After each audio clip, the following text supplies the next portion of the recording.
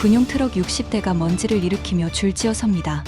20년의 신뢰를 쏟았지만 돌아온 건 최후 통첩이었습니다.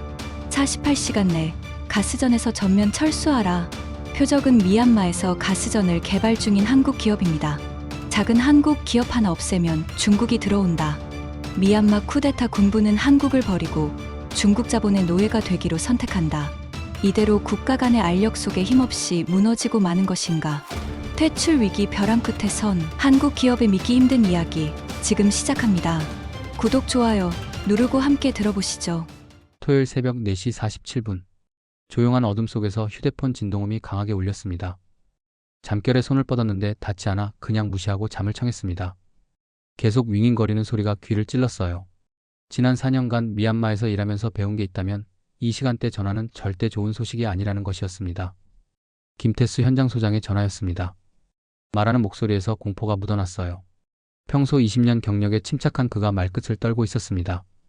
군 트럭들이 가스전을 포위했다는 보고였어요. 지난주 군부 고위층이 우리 시설을 둘러보며 던진 말들이 떠올랐습니다. 외국 자본의 과도한 수익률, 국가 에너지 자원의 주권 회복. 제가 급히 옷을 걸치며 본사 시스템에 접속했어요. 평소보다 로딩이 느렸습니다. 뭔가 네트워크에 간섭이 있었던 거죠. 모니터가 켜지는 순간 눈앞이 혈관처럼 빨갛게 변했어요. 처음 보는 관리자 모두 화면이었습니다. 중앙에 거대한 타이머가 돌아가고 있었어요. 48시간. 마우스를 클릭했지만 아무 반응이 없었습니다. 시스템이 외부에서 원격 제어되고 있었어요. 다른 창으로 우회해서 들어가니 공문 하나가 떠올랐습니다. 군 사령부 공식 발신. 레터헤드부터 압도적이었어요. 국가에너지위원회 긴급 명령. 그 아래 단 한 줄. 전면 운영 중지 48시간 내 이행. 가슴이 조여왔습니다. 지난 4년간 군부와 줄다리기를 해오면서도 이런 일방적 통보는 처음이었어요. 보통은 협상 테이블이라도 마련됐는데 이번엔 달랐습니다. 다른 모니터로 넘어가서 실시간 시설 상태를 확인했어요. 압력 게이지들이 하나씩 떨어지고 있었습니다. 180바에서 170, 165로. 현장에서 밸브들을 실제로 조이고 있다는 증거였어요. 그때 CO 저장 시설에서 경고음이 울렸습니다. 잔량 14시간. 제가 즉시 연결된 콜드체인 네트워크를 추적했어요. 양곤항 수산물 냉장 창고들, 의료용 백신 저장고들, 식품 가공 공장들 모두 우리 가스에 의존하고 있었습니다. 2021년 이후 군정의 외화 부족으로 대체 공급원은 거의 전무한 상태였어요. 손끝이 차갑게 식어갔습니다. 지난 6개월간 군부 관료들과의 회의에서 느낀 미묘한 압박들이 떠올랐어요. 한국 기업의 과도한 영향력, 현지화 비율 부족, 국가 이익에 부합하지 않는 계약 조건들. 당시엔 단순한 정치적 수사로 여겼는데 실제 액션의 전조였던 거죠. 물류팀에서 급보가 올라왔습니다. 태국행 수산물 컨테이너 출항 지연 시 위약금 1,500만 달러. 화물터미널 전광판에 D-2 카운트다운이 이미 시작됐다는 내용이었어요. 제가 캘린더를 확인했습니다. 월요일이 출항 마감일. 48시간이면 정확히 그 시점과 맞아떨어졌어요. CNG 공급 모니터링 시스템에서도 알람이 연달아 터졌습니다. 시내버스 35개 노선 감차 예정.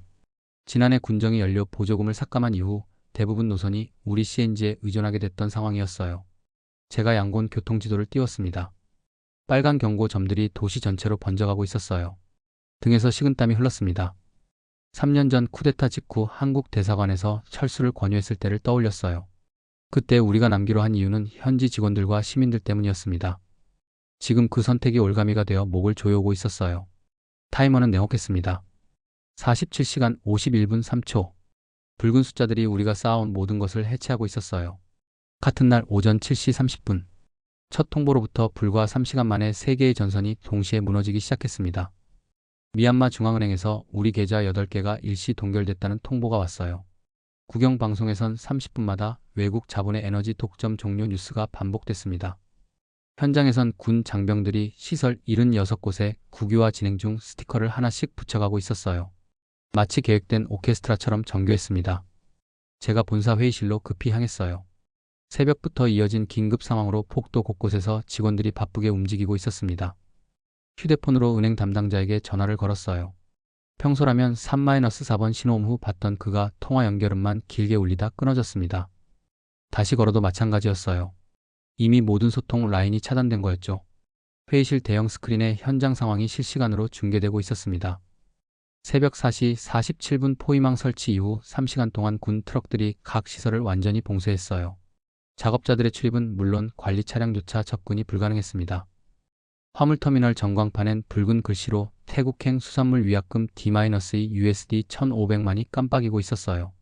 48시간 타이머와 정확히 싱크가 맞춰진 카운트다운이었습니다. 재무팀장이 떨리는 목소리로 7시 정각 들어온 공문을 읽어줬습니다. 8개 계좌 총 동결 금액이 1억 2천만 달러라는 내용이었어요. 운영자금, 직원급여, 현지 협력업체 대금까지 모두 묶여버린 거였습니다. 제가 의자에 깊숙이 앉았어요. 새벽 통보 이후 불과 몇 시간 만에 군부의 압박이 예상보다 훨씬 정교하고 치밀하게 진행되고 있었습니다. 국영방송 뉴스를 틀어놨어요. 7시 20분 정각에 시작된 특별 뉴스에서 군 대변인이 단상에 서 있었습니다. 오늘 0시부터 가스는 국가의 자산이다. 외국 기업의 과도한 이익 추구는 더 이상 용납되지 않는다. 카메라가 우리 가스전 시설을 클로즈업으로 비춰주며 국민의 에너지, 국민에게 돌려준다는 자막이 흘러갔어요. 3시간 전 새벽에 촬영한 영상을 이미 편집해서 내보내고 있었습니다. 제 주먹이 저절로 쥐어졌습니다. 3년간 현지 직원 3만 명을 고용하고 전력 공급 안정성을 유지해온 노력들이 한순간에 외세의 이익 추구로 매도당하고 있었어요. 분노가 치밀어 올랐지만 동시에 무력감도 밀려왔습니다. CNG 모니터링 시스템을 확인했어요. 새벽 4시부터 3시간 동안 차고지 압력이 180바에서 120바로 급격히 떨어졌습니다. 시내버스 운행사들이 연료 공급 중단을 우려해 자체적으로 운행을 축소하기 시작한 거였어요. 출근 시간대인 7시 30분 시민들이 버스 정류장에서 발을 동동 구르는 모습이 CCTV 화면에 잡혔습니다. 물류팀에서 또 다른 악재를 보고해왔어요. 7시 15분부터 수산물 냉장창고 3곳에서 온도 경고가 발생했다는 내용이었습니다. CO 공급이 불안정해지면서 냉각 효율이 떨어지기 시작한 거였죠. 제가 계산해보니 현재 속도로 진행되면 내일 새벽엔 첫 번째 창고에서 폐기 작업이 시작될 예정이었어요. 창밖을 내다봤습니다. 평소 한적한 7시 30분 양곤 시내 군 차량들이 순찰을 돌고 있었어요. 평소보다 3배 많은 숫자였습니다. 시민들은 아직 무슨 일이 벌어지고 있는지 정확히 모르겠지만 거리 분위기는 확실히 경직돼 있었어요. 제가 스마트폰으로 해외 언론 검색을 해봤습니다. 새벽부터 3시간이 지났지만 아직 국제뉴스에는 올라오지 않았어요. 군부가 정보 통제를 철저히 하고 있다는 증거였습니다. 외부 압력이나 중재를 기대하기 어려운 상황이었죠. 가장 무서운 건 비면 누가 채울까라는 생각이었습니다. 우리가 물러나면 그 자리에 누군가 들어올 텐데 과연 현지 시민들의 이익을 지킬 수 있을까요? 군부와 결탁한 다른 외국 자본이 더 불리한 조건으로 들어올 가능성이 높았어요. 타이머는 멈추지 않았습니다. 40시간 14분 52초. 시간이 갈수록 선택의 여지는 줄어들고 있었어요. 오전 10시 15분. 군부의 압박이 시작된 지 5시간 30분이 지났을 때 예상치 못한 곳에서 전화가 걸려왔습니다. 발신자 표시엔 민또라는 이름이 떠 있었어요. 전 국영에너지공사 직원이었던 그는 2021년 쿠데타 직후 한국으로 피신한 인물이었습니다. 평소 연락을 주고받지 않던 그가 이 시점에 전화를 걸어온 것부터 심상치 않았어요. 제가 조용한 사무실 구석으로 이동해서 통화를 받았습니다. 민또의 목소리는 떨리고 있었지만 동시에 결연함이 묻어났어요.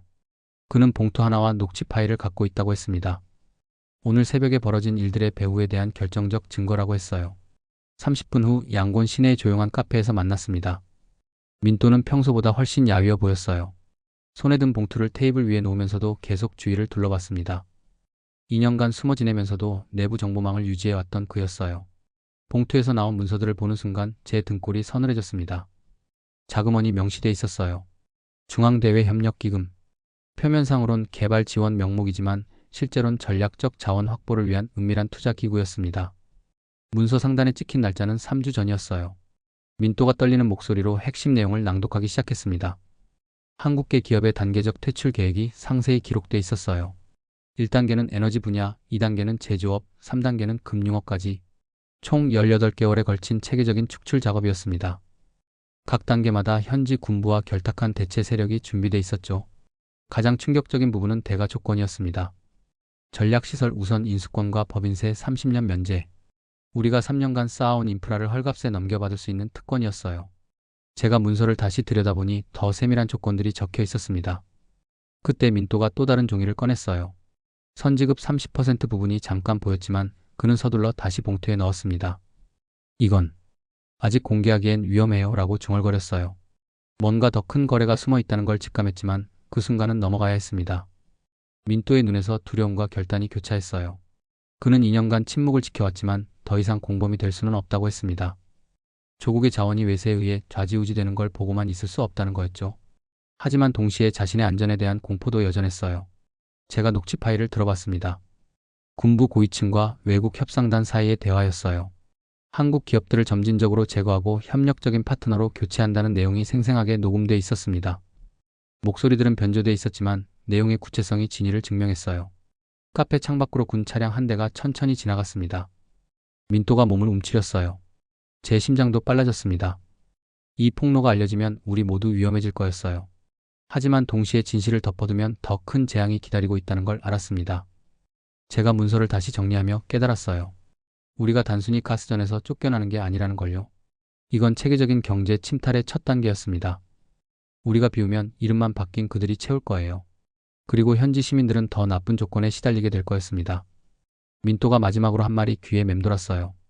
이 문서들을 공개할 용기가 있나요? 그의 떨리는 목소리 뒤에 간절함이 묻어 있었습니다. 타이머는 여전히 흘러가고 있었어요. 37시간 42분 8초. 진실을 알았다고 해서 시간이 늘어나지는 않았습니다. 오후 2시 20분. 민또와의 만남에서 돌아온 지 1시간 만에 상황이 급변했습니다. 군 정보관이 본사 로비에 나타났어요. 검은 제복에 금줄 계급장을 단 그는 냉정한 표정으로 체포영장 발부 예정을 통보했습니다. 대상은 저를 포함한 한국인 간부 7명이었어요. 혐의는 국가에너지자원 독점 및 외환 유출 교사였습니다. 제 손이 떨렸습니다. 하지만 동시에 머릿속이 차갑게 정리되기 시작했어요. 민또의 문서들이 보여준 진실과 지금의 협박이 정확히 맞아떨어졌습니다. 이건 단순한 국유화가 아니라 치밀한 경제 침탈이었어요. 본사 회의실로 긴급 소집됐습니다. 한국인 임원진 12명이 모두 참석했어요. 창밖으로는 군 차량 3대가 주차되어 있는 게 보였습니다. 감시를 받고 있다는 무언의 압박이었죠. 대형 스크린에는 실시간 현황이 표시되고 있었어요. CO 잔량이 9시간으로 줄어들었습니다. 아침 14시간에서 5시간이나 단축된 거였어요. 냉장 창고들에서 온도 상승이 가속화되고 있었습니다. CNG 공급 시스템에는 붉은 경고창이 떠올랐어요. 감차 35% 예고 마이너스 내일 오전 6시부터 시행이라는 팝업이었습니다. 재무이사가 떨리는 목소리로 보고했어요. 계좌 동결로 인해 직원 급여 지급이 불가능하다는 내용이었습니다. 현지 협력업체 12곳이 대금 결제 지연을 이유로 계약 해지를 통보했다고 했어요. 도미노가 시작된 거였습니다. 그때 제가 입을 열었습니다. 민또로부터 받은 정보를 간략히 공유했어요. 18개월 단계적 퇴출 계획, 중앙대외협력기금의 배후 개입, 대체 세력의 준비된 인수작업. 회의실이 조용해졌습니다. 모든 퍼즐이 맞춰지는 순간이었어요. 영업이사가 중얼거렸습니다. 그럼 우리가 접으면 끝나는 게 아니라는 거네요. 맞았습니다. 우리가 물러나도 시민들의 상황은 나아지지 않을 거였어요. 더 불리한 조건에 새로운 지배자가 들어설 뿐이었습니다. 제가 화이트보드에 펜을 들었습니다. 세 줄 원칙이라고 썼어요. 그리고 아래의 조건들을 적기 시작했습니다. 첫째, 70% 우선 공급 마이너스 현지 시민과 중소기업 우선. 둘째, 100% 공익계좌 마이너스 군부 직접 지급 계정 배제. 셋째, CPI 3% 상한 마이너스 물가 연동 인상 제한. 이 세 줄로 버팁니다. 제 목소리에 결기가 섞여 있었어요. 회의실 안의 공기가 바뀌었습니다. 체포 위협에 굴복할 것인가 아니면 원칙으로 맞설 것인가의 갈림길이었죠. 마케팅 이사가 걱정스럽게 물었어요. 체포영장이 실제로 발부되면 어떻게 하죠? 제가 모니터를 가리켰습니다. 타이머가 39시간 12분 28초를 가리키고 있었어요. 39시간 안에 결판을 내야 합니다. 첩자냐, 버티느냐가 아니라 어떻게 버틸 것이냐의 문제예요. 스크린에 새로운 알람이 떴습니다. 제강소 가스혼합로에서 노즐 코킹 위험 경고였어요. 혼합비가 불안정해지면 36시간 생산 중단이 불가피했습니다. 시간당 20만 달러 손실이 예상됐어요. 제가 의자에서 일어났습니다. 우리는 떠나지 않습니다. 하지만 돈의 방향은 바꿉니다. 세 줄이면 충분해요. 회의실 창밖으로 양곤 시내가 내려다 보였어요. 저 아래 시민들은 내일부터 버스가 35% 줄어들 거라는 사실을 아직 모르고 있었습니다. 냉장 창고의 수산물들이 9시간 후부터 폐기되기 시작할 거라는 것도요. 하지만 우리가 세 줄 원칙을 지킨다면 달라질 수 있었어요. 권력의 배를 채우는 대신 시민의 삶을 지키는 방향으로 돈의 흐름을 바꿀 수 있었습니다. 타이머는 무자비했습니다. 39시간 6분 15초. 하지만 이제 우리에겐 명확한 원칙이 생겼습니다. 오후 6시 45분. 세 줄 원칙을 선언한 지 4시간 후 예상치 못한 방문객들이 나타났습니다. 본사 로비에 검은 양복을 입은 외국인 3명과 군 정보관이 함께 들어왔어요. 외자 컨소시엄 대표단이었습니다. 이들의 등장 자체가 민또의 문서가 사실임을 증명하고 있었어요. 회의실 문이 닫히자마자 분위기가 싸늘해졌습니다. 컨소시엄 대표가 가죽 서류 가방에서 문서를 꺼내며 테이블에 놓았어요. 선지급 30% 조건이 첫 줄에 크게 적혀 있었습니다. 민또가 3장에서 급히 숨겼던 바로 그 내용이었죠. 제가 문서를 자세히 들여다봤습니다. 조건은 달콤했어요. 운영자금 30%를 즉시 선지급하되 상한제와 공익계좌 조항을 삭제하라는 거였습니다. 동결된 1억 2천만 달러 중 3,600만 달러를 당장 풀어주겠다는 제안이었어요. 유동성 위기에 시달리던 우리에겐 분명 유혹적이었습니다. 하지만 그 뒤에 숨은 의도가 더 무서웠어요. 상한제가 없어지면 가스 가격을 무제한 올릴 수 있었습니다. 공익계좌가 배제되면 수익이 군부 고위층에게 직접 흘러갈 거였어요. 달콤한 선지급 뒤에 독이 숨어 있었습니다. 군 정보관이 냉정한 목소리로 부연 설명을 했어요. 거절할 경우 내일 오전 9시부터 압수수색이 시작된다고 했습니다. 가압류 대상은 본사 건물과 현지 자산 전체였어요. 협박의 수위가 한층 높아진 거였습니다. 제 시선이 벽면 모니터로 향했습니다. CEO 잔량이 6시간에서 5시간으로 줄어들고 있었어요. 초침처럼 빠르게 깎여나가는 숫자였습니다. 태국행 위약금 카운터도 D-1로 바뀌어 붉게 전멸하고 있었어요. 시간은 우리 편이 아니었습니다. 컨소시엄 대표가 계약서를 밀어올리며 말했어요. 한 줄만 수정하면 된다고 했습니다. 상한 조항 삭제. 단 한 줄로 우리가 지켜온 원칙을 포기하라는 거였어요. 그 대가로 당장의 유동성 문제를 해결해주겠다는 제안이었습니다. 제 가슴에서 분노가 치밀어 올랐습니다. 지난 3년간 현지 시민들과 함께 쌓아온 신뢰를 돈으로 사겠다는 거였어요. 더 나아가 그 돈조차 권력자들의 주머니를 채우는 데 쓰이겠죠. 유혹과 분노 사이에서 마음이 흔들렸습니다. 스마트폰에 긴급 알림이 떴어요. 제강소에서 노즐 코킹이 실제로 발생했다는 내용이었습니다. 36시간 생산 중단이 확정됐어요. 시간당 20만 달러씩 손실이 누적될 예정이었습니다. 압박은 사방에서 몰려오고 있었어요. 그때 또 다른 모니터에서 봉인 스티커 카운트가 다시 나타났습니다. 9,696. 모든 시설이 완전히 봉쇄된 상태라는 뜻이었어요. 우리가 선택할 수 있는 옵션이 점점 줄어들고 있었습니다. 하지만 제가 일어서서 말했어요. 종이 한 줄로 값을 올려 권력의 배를 채우라니. 그 한 줄은 못 씁니다. 컨소시엄 대표의 얼굴이 굳어졌습니다. 군 정보관이 시계를 보며 내일 오전 9시를 다시 강조했어요. 하지만 제 결심은 흔들리지 않았습니다. 회의실을 나가는 그들의 뒷모습을 보며 깨달았어요. 이 싸움의 본질을 말이죠. 당장의 생존과 장기적 원칙 사이의 선택이 아니었습니다. 누가 이 나라의 에너지를 통제할 것인가의 문제였어요. 29시간 23분 17초. 하지만 우리의 세 줄 원칙은 더욱 견고해졌어요. 다음날 오전 8시 30분. 첫 통보로부터 27시간이 지났을 때 예상치 못한 곳에서 변화가 시작됐습니다. 밤사이 양곡항 수산물 상인의 건물 앞에 텐트 30여 개가 설치됐어요. 노조원들, 상인들, 운수조합원들이 48시간 연속 농성 선언을 한 거였습니다. 새벽 6시부터 시작된 CNG 감차 35% 현실화를 몸으로 체감한 결과였어요. 제가 현장 영상을 보며 깨달았습니다. 이들은 우리를 지지하는 게 아니었어요. 자신들의 생존을 위해 움직이고 있었습니다. 평소 20분 걸리던 출근길이 1시간 30분으로 늘어나자 시민들이 직접 나선 거였죠. 오전 10시경부터 해외 언론들이 몰려들기 시작했습니다. BBC 기자가 농성장에서 실시간 리포트를 했어요. 미얀마 에너지 위기, 시민들 자발적 농성 돌입이라는 헤드라인이 국제뉴스에 올라갔습니다. 군부의 48시간 정보 통제가 균열을 보이기 시작한 거예요. 가장 위급한 건 수산물 냉장 창고였습니다. 오전 11시 현재 CO 잔량이 6시간으로 줄어들었어요. 폐기율 시뮬레이션이 18%에서 32%로 급등했습니다. 위험선인 붉은 라인 바로 위까지 올라온 상태였어요. 정오 무렵 본사 회의실에서 긴급 대책회의가 열렸습니다. 하지만 제가 내린 결론은 변함없었어요. 벽면 화이트보드에 적힌 세 줄 외에 협상 불가 문구를 다시 한번 짚었습니다. 오후 1시 제강소에서 추가 피해 소식이 들어왔어요. 노즐 코킹으로 인한 36시간 생산 중단이 확정됐습니다. 누적 손실은 720만 달러를 넘어섰고 생산직 근로자 1,200명이 무급 휴직에 들어갔어요. 오후 3시경부터 양곤 시내 곳곳에서 연대 움직임이 확산됐습니다. 대학생들이 에너지 주권 피켓을 들고 농성장 주변에 모여들었어요. 소상공인들도 가격 상한제 지지 현수막을 내걸었습니다. 오후 4시 15분 농성 현장에서 상인 대표의 인터뷰가 실시간 중계됐습니다. 60대 후반의 그가 냉장 컨테이너를 손으로 두드리며 말했어요. CO 4시간 남았어요. 상한을 지키고 돈길만 바꾸면 이 박스가 폐기가 아니라 수출이 됩니다. 그의 말에서 핵심이 담겨 있었어요. 가격은 낮추고 권력은 빼자는 것. 시민들이 우리의 세 줄 원칙을 이해하기 시작한 거였죠. 오후 5시 타이로 마이너스 중국 국경의 LNG 트럭 충전소에서 경고가 들어왔어요. 고속도로 화물 운송이 22% 감소했고 냉장화물 사망률이 급상승하고 있다는 내용이었습니다. 도미노 효과가 전국으로 번져가고 있었어요. 오후 6시 30분 본사 로비에 새로운 방문객들이 나타났습니다. 이번엔 군복을 입지 않은 협상단이었어요. 과도 정부 측 인사들로 보였습니다. 상황이 군부 내에서도 분열되고 있다는 신호였죠. 제가 창밖을 내다봤습니다.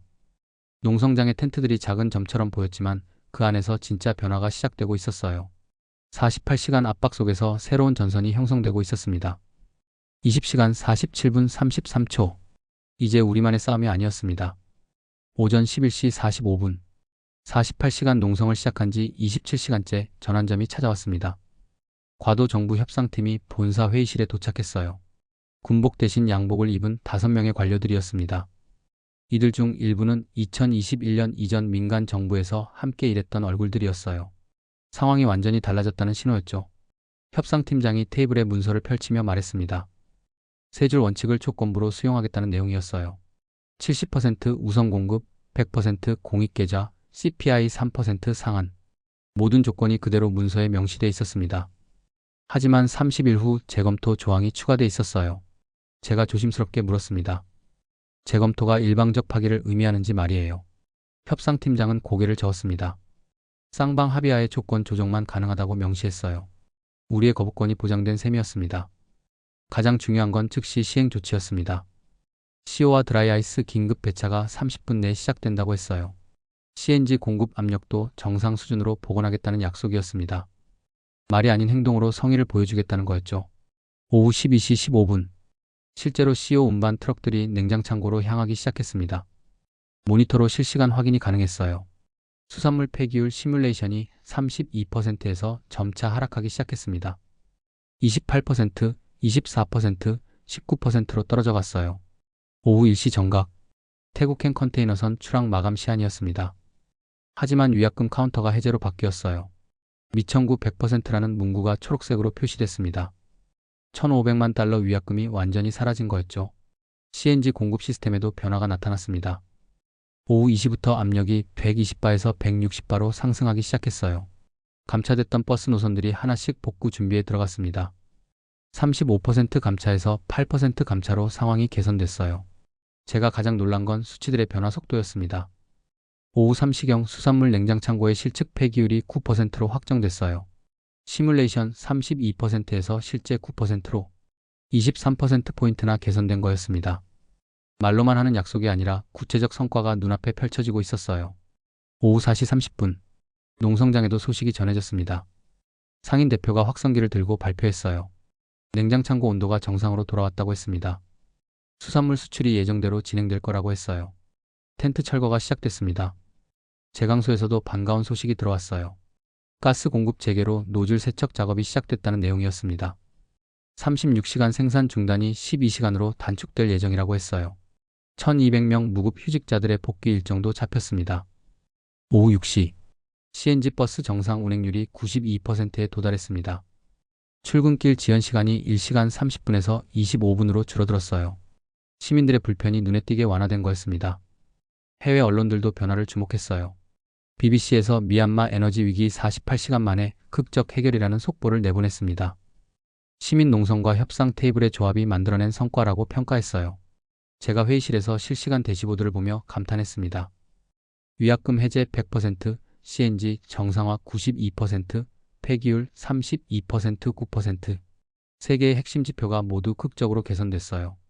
체감이 바뀐 숫자들 앞에서는 말이 필요 없었습니다. 협상팀장이 마지막으로 덧붙였어요. D30 점검 때 실제 운영 성과를 평가하겠다고 했습니다. 약속이 지켜지는지 30일 후 다시 검증하겠다는 거였죠. 신뢰는 말이 아닌 결과로 쌓아가자는 합의였어요. 타이머가 마침내 멈췄습니다. 0시간 0분 0초. 48시간 압박이 끝났지만 진짜 시험은 이제부터였습니다. 12월 15일 오후 3시.